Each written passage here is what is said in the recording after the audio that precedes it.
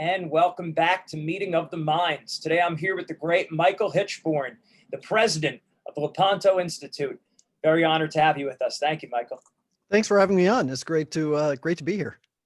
Absolutely. All right, let's take it from the top. So how did the Lepanto Institute get started? Well, I've been working at American Life League, which is a national pro-life organization, for about 7.5 years. And during my time there, I was in charge of the media. I launched an online video series. And as part of that work, I was also the director of the Defend the Faith project. And the two kind of coincided. Like, I was doing the videos for American Life League, doing some investigative stuff. I did a couple of pieces on Planned Parenthood. I did a few pieces on the Affordable Care Act. So I had just kind of begun a little bit of investigative journalism, and somebody told me that the Catholic Campaign for Human Development was actually financing organizations that were undercutting the pro-life movement. They were financing groups that were promoting abortion, promoting contraception. And then we found that there were groups that were promoting homosexuality and Marxism and all sorts of stuff. So I did a video report on it. I figured it would be a one-off. I wasn't really looking to launch any kind of campaign. And the next thing I know, everybody and their mother's talking about how the CCHD is this horrible, corrupt organization, and the USCCB, which is the U.S. Conference of Catholic Bishops, is suddenly in the position of having to defend themselves. I mean, this was in Catholic News Agency. It was in the National Catholic Distorter, the bad version.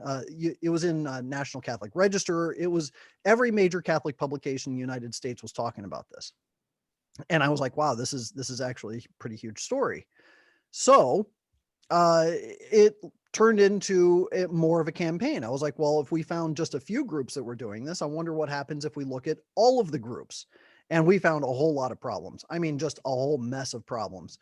And it turned into a tit for tat back and forth with the CCHD. As that developed, and I did this with American Life League, this kind of investigation into the Campaign for Human Development, at least, for, I would say, close to about 4 or 5 years. And it also led to investigations into Catholic Relief Services, other investigations into the United States Conference of Catholic Bishops. And I kept uncovering problem after problem after problem. And it got to a point where American Life League decided, hey, look, this is much bigger than the scope of our organization. I mean, we focus primarily on trying to educate people with regard to matters of life. You've kind of taken things in a whole new direction. So it might be best if we parted ways, and you can take all this research with you and just go ahead and turn it into your own thing. And my wife and I talked about it, and we prayed about it for quite a while. And it got to the point where I had to make a choice. And I made that choice after praying a rosary, asking our Lord what it is he wants me to do. And I still hadn't made a decision. I was like, I just don't know where to go here. And the inspiration came, just call your spiritual director and do whatever he says. I said, great. Decision's off my hands. I don't have to think about it anymore. And so I called my spiritual director as soon as I got into work, and I told him about the situation. He said, Michael, I know you, I know your wife, I know your family, I know your situation. He said, it sounds to me like you need to quit and start your own thing. Okay. So that's what I did. And I went home and I told my wife, finally bit the bullet and pulled the trigger on this thing. And that night I was up late and kind of had that nervous, what the heck did I just do kind of energy, playing tapes in my head going, well, how am I going to do this? And I started kind of talking to Our Lady, and I said, all right. So this morning, as I was praying the rosary, I stopped and I said, Lord, I don't know what I'm supposed to do here. I need direction. I said, and since I did that during the rosary, I'm turning to you. I need you to show me exactly what to do and how to do this. And I said, as long as you keep me funded, I'll keep doing this. And if I no longer have the funding, I'll find something else to do. And I said, so since I'm going to rely on you, why don't we start with, what do we call this thing? And in my head, Lepanto Institute. Okay, I like that. The Battle of Lepanto, naval battle. My family heritage has a strong naval tradition. I said, okay, I like the maritime theme and institute. It sounds established. It sounds, respectable. And I said that's an academic and that kind of thing. That's exactly what I want it to be. So I like it. And then I got a little smart with Our Lady and I said, okay, what does the logo look like? And in my head, a ship surrounded by a rosary. The ship represents the naval battle of Lepanto, and the rosary surrounding it was recourse to the rosary that brought about the victory. There were three crises facing the church during that time: the crisis of Islam, heresy, and Protestantism. And then I realized the implications for today, that the ship also represents the bark of Peter. We face the same three crises, and the rosary or recourse to the rosary is what is going to bring about the victory. And I was like, wow, that's huge. Well, my wife was already asleep at this point, and I wasn't going to wake her up. Now, so I got up really early the next morning. I was the first one up, which never happens because I love my sleep. And my wife saw me making coffee and she said, "You're up early." And I said, "Yeah, well, I was talking to Our Lady last night and this is the kind of idea that I got." Da, da, da. And she goes, "Well, that makes sense, considering what yesterday was." So I don't follow. What was yesterday? She goes, "It was October 7th. I said, "So?" And she said, "The feast of Our Lady of Victory, the anniversary of the Battle of Lepanto." I had no idea. It wasn't even on my mind. I was thinking about my job. I wasn't thinking about, what liturgical feast day it was. So yeah, it was just kind of confirmation that this is what I was supposed to be doing. And so I picked up those, the research that I had been doing, and I carry it on now with Lepanto Institute. That's great. What a story. And see how Yeah. the mother keeps it all together. And even if you're not thinking about it, she is. What's going Yeah, on. exactly. Exactly. That's great. Talk about some of the projects you're involved with and some of the things you do there. Yeah, absolutely. So as I mentioned, the Catholic Campaign for Human Development, that's one of our biggest. We're always focusing on what they're doing and looking into who they're funding. Last year, we revealed that the CCHD gave a $750,000 grant to an organization called the Ignatian Solidarity Network. And the problems with that group is that they do these conferences where they're educating and indoctrinating high school and college age kids in homosexual and transgender activism. And they're also, it's all liberation theology nonsense. It's horrible. So we wrote a big expose on that. And the CCHD's response: "Oh, they weren't indoctrinating kids in homosexuality and transgenderism. They were just trying to get people to accept people for who they are." That's not better. We also do regular, thorough investigations into Catholic Relief Services. Earlier this year, I put out a 6-part report detailing various projects that Catholic Relief Services is involved in several African countries. We showed that with absolute proof. We used Catholic Relief Services' own documentation. We went to the source organizations that they were referencing. We went through government documents and we showed evidence from the government documents. And what we found is that Catholic Relief Services is absolutely involved in the promotion of condoms, the promotion of contraception, the indoctrination in the use of these things.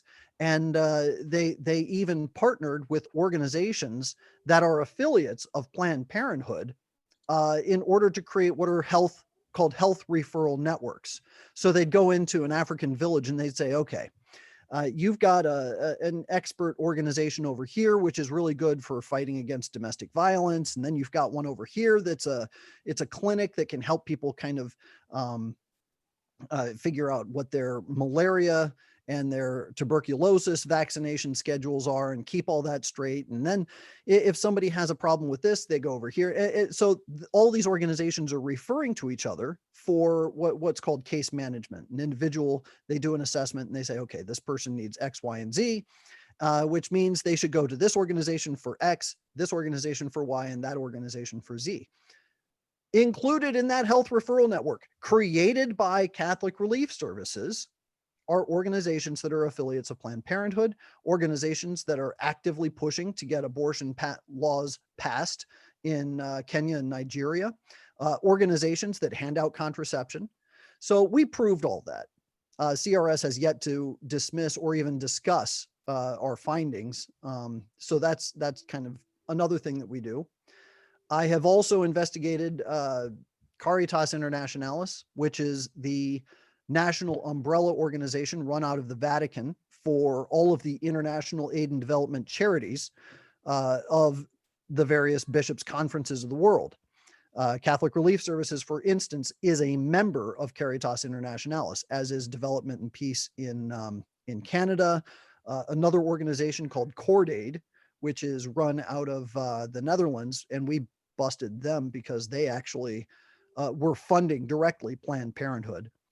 So we investigated Caritas Internationalis. We continue to investigate them because they are pushing things like, well, for one thing, they're actually on the governing body of an organization called the World Social Forum, which is an international communist organization. So we've investigated them. We talk about them. We keep an eye on what they're doing. We're always watching what the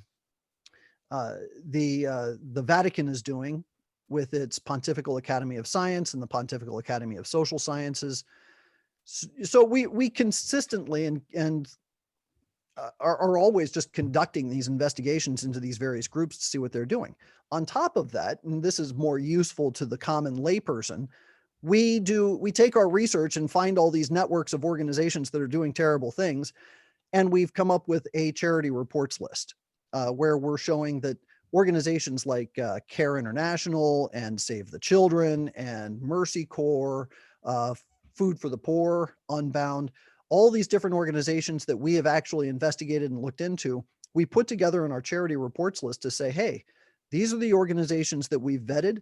Some of them we do not recommend because they're promoting abortion, contraception, homosexuality, heresy, or Marxism. And some of them we do recommend because they are actually doing things that they claim that they do, and they are not doing anything that conflicts with our moral teachings. So there's like a Lepanto Institute stamp of approval that people can find. They can look for that. Yeah, absolutely. Yeah. And that would just be going to your website, go looking at your materials. Yeah. So if you go to our website, which is lepantoin.org, there's a little menu bar at the very top, and there's a button that says charity reports. You just click on it and it'll give you a drop down menu of around 70 or 80 different organizations that we've vetted. That's great. And it's such an important piece of work that you're doing there, because it's these companies and these organizations are posing as Catholic. So to the outside world, people feel safe that they're going to a Catholic organization or taking a Catholic recommendation. It makes it all the more dangerous. So we need people who are investigating them and who are making sure that it truly is Catholic. I'm regularly getting emails from people who are saying, I never knew that Unbound was involved with this heretical priestly organization called the AUSCP. I've stopped my contributions immediately. I've had people contact me and say, wow, your research on the Salesian missions was really shocking. I had no idea that the Salesian missions was involved in promoting contraception down in South Africa. So, you know, it's been very helpful for people, and they do appreciate the fact that they have some place that they can go where they can see, okay, these are the ways, these are the organizations that are safe, and these are the organizations I should avoid. Yeah, and I'm sure it's a mixed bag, but do you feel like it's a lot of the organizations, they know what they're doing, and it becomes about the money and like kind of selling out, or is it a lot of them are sometimes just mistaken? How do you see that?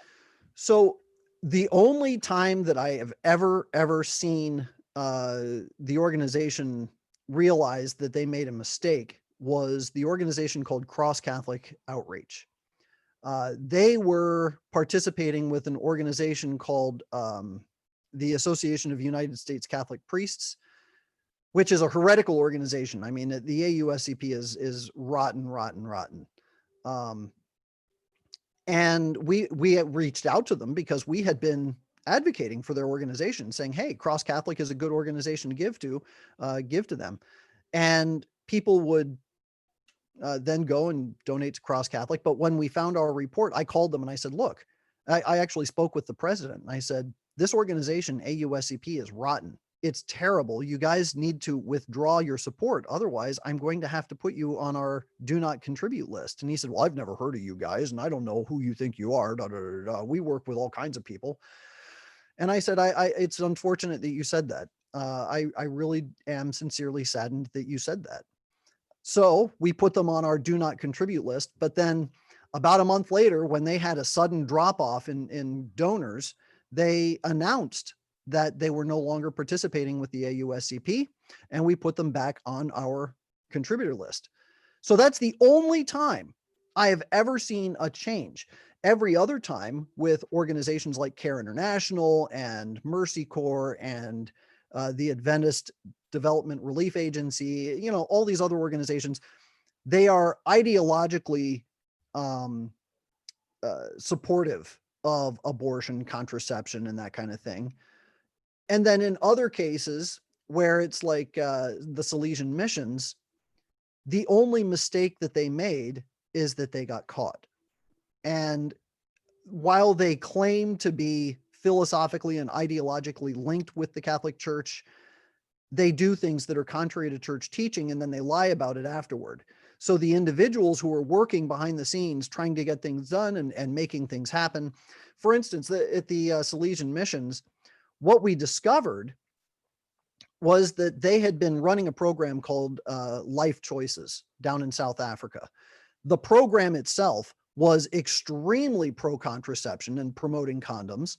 I found a promotional video put together by the Salesian missions where in one column, there's a guy who was writing up on a dry erase board, and I zoomed in and I saw that he had a whole section promoting condoms.